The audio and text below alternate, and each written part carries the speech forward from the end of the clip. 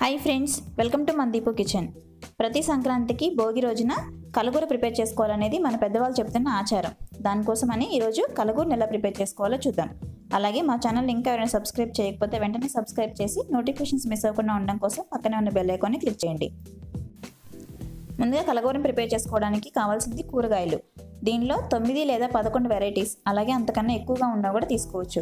నేనైతే ఇక్కడ 11 వెరైటీస్ తీసుకుంటున్నాను. ఆలుగడ్డ, బీరకాయ, క్యాప్సికం, గోరుచిక్కుడు, చిక్కుడు, సొరకాయ, దొండకాయ, బెండకాయ తీసుకున్నాను.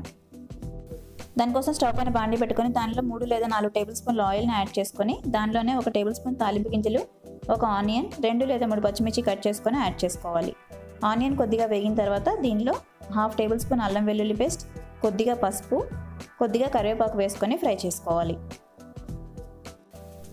అల్లం వెల్లుల్లి పేస్ట్ పచ్చివాసన పోయిన తర్వాత దీనిలో కూరగాయలను యాడ్ చేసుకోవాలి. ఇక్కడ కూరగాయలను యాడ్ చేసుకునేటప్పుడు కొంచెం లేట్గా ఫ్రై అవుతాయి. డ్రై ఐటమ్స్ అనుకునేవి ముందుగా యాడ్ చేసుకోవాలి. తొందరగా ఫ్రై అయ్యే వాటిని తర్వాత యాడ్ చేసుకోవాలి. ఇక్కడ నేను చిక్కుడుకాయ, ఆలు, గోరుచిక్కుడు, బీన్స్, వంకాయలు యాడ్ చేస్తున్నాను.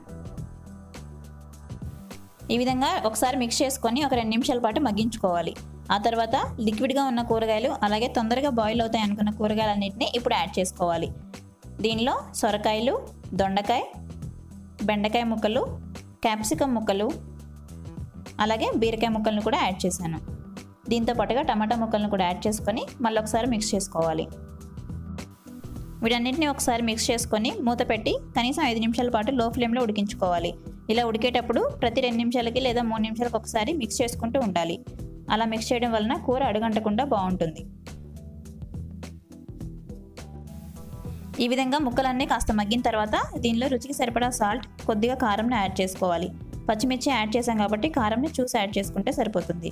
ఈ విధంగా యాడ్ చేసుకొని మళ్ళీ ఒకసారి మిక్స్ చేసుకొని మూత పెట్టి 10 నిమిషాల పాటు లో ఫ్లేమ్లోనే ఉడికించుకోవాలి.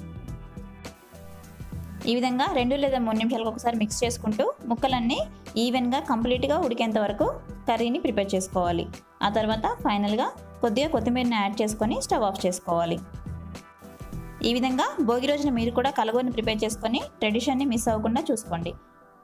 ఈ వీడియో కానీ మీకు నచ్చినట్లయితే లైక్ చేసి, షేర్ చేసి ఛానల్ని సబ్స్క్రైబ్ చేయడం అస్సలు మర్చిపోకండి. Thank you.